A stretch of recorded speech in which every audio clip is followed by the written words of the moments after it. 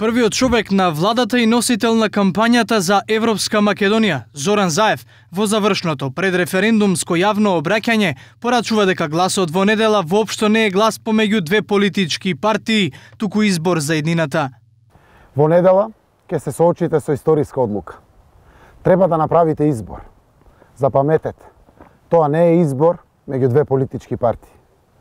Тоа е избор за вашата иднина, за иднината на вашите деца.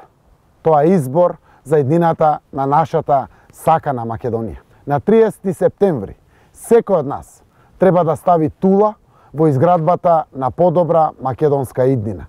Да помогнеме да станеме земја членка на најмокниот безбедносен сојуз НАТО и рамноправна земја во најсилната економска заедница во светот, Европската Унија. Вие, граѓаните, го имате клучот да ја направите нашата држава членка на европското семејство. Премиерот посочува дека и покрај одстапката со географската одредница кон името Македонија, идентитетот на македонците никој повеќе не може да го оспори.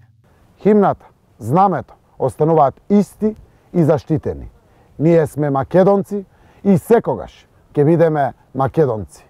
Затоа јас ќе гласам за доброто на нашите деца, за мирна и безбедна земја во која македонците, албанците, турците, србите, ромите, бошњаците, власите и сите наши етнички заедници живеат добар и просперитетен живот. Председателот на владата дополнува дека народот треба да биде единствен, како пред 27 години.